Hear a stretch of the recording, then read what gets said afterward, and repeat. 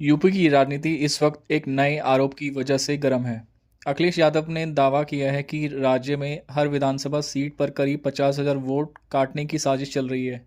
उन्होंने सीधे तौर पर बीजेपी और चुनाव आयोग पर हमला किया है। सवाल ये है, क्या ये वाकई बड़ी साजिश है या चुनावी रणनीति?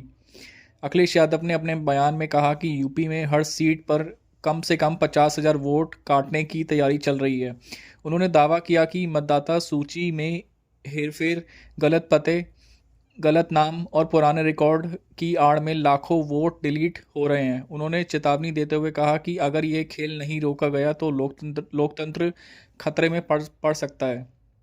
अखिलेश यादव ने सीधे बीजेपी पर आरोप लगाया कि अब ये सत्ता में बने रहने की रणनीति है। साथ ही उन्होंने आयोग चुनाव की भूमिका पर भी सवाल उठाया और कहा कि आयोग को चुनाव विपक्ष कराने के लिए कड़ी कार्रवाई करनी चाहिए। ये बयान आते ही राजनीतिक हलकों में बवाल मच गया। ये पहली बार नहीं हुआ जब वोटर लिस्ट पर सवाल उठे हों। पिछले चुनावों में भी कई वोटर का नाम मिसिंग मिला। कहीं मृत लोगों के नाम सूची में थे और कहीं एक ही मतदाता दो जगह दर्ज मिला। लेकिन इस बार आरोप सीधा साजिश और व्यवस्थित तरीके से वोट कर काटने का लगाया जा रहा है। बीजेपी की तरफ से संभावित प्रतिक्रिया। अब तक बीजेपी की तरफ से आधिकारिक बयान भले ना आया हो, लेकिन राजनीतिक विशेषज्ञों का मानना है कि बीजेपी इससे बेबस विपक्ष का निराशा और बहाना बताएगी। हराने का डर से विपक्ष पहले से माहौल बना रहा है। अब बात करते हैं इस आरोप का राजनीतिक असर की। यूपी की राजनीति में दलित वोट, पिछवाड़ा वर्ग, मुस्लिम वोट बहुत बड़ा फैक्टर है।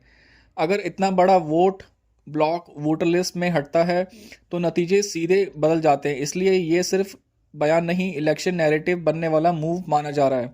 ये बयान ग्राउंड लेवल पर वोटर्स को मोबिलाइज भी कर सकता है कि वो चेक करे कि उनका नाम वोटर लिस्ट में है या नहीं।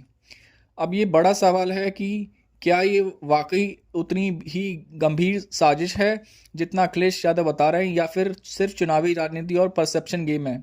आपको क्या लगता है, सच में वोट काटने की कोशिश हो रही है या सिर्फ ये राजनीति है? कमेंट में अपनी राय जरूर बताइए।